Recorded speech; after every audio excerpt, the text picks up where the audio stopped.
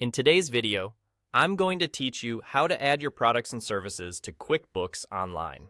Whether you sell physical items, offer services, or a mix of both, setting up your catalog correctly in QuickBooks Online makes invoicing faster and reporting far more accurate.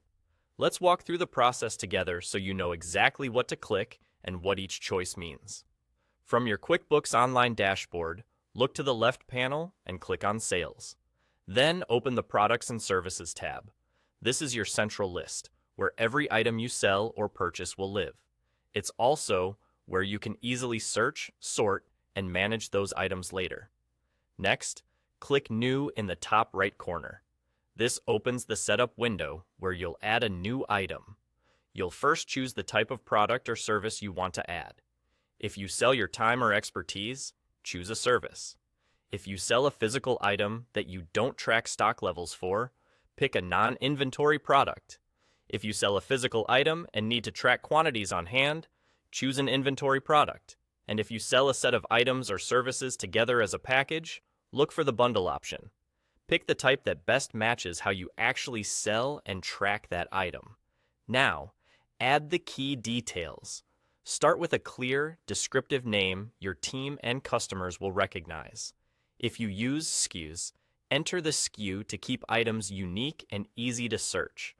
Choose a category to group similar items. Categories help keep your list organized and make your reports easier to read. Consider adding a sales description, which can automatically appear on invoices and estimates, saving you typing later. Set a sales price or rate if it's generally the same each time. If you know your cost, enter it to improve margin analysis. You'll also have options to map the item to the appropriate income or expense accounts so your books stay accurate. If the item is taxable, mark it as taxable so the correct sales tax is applied.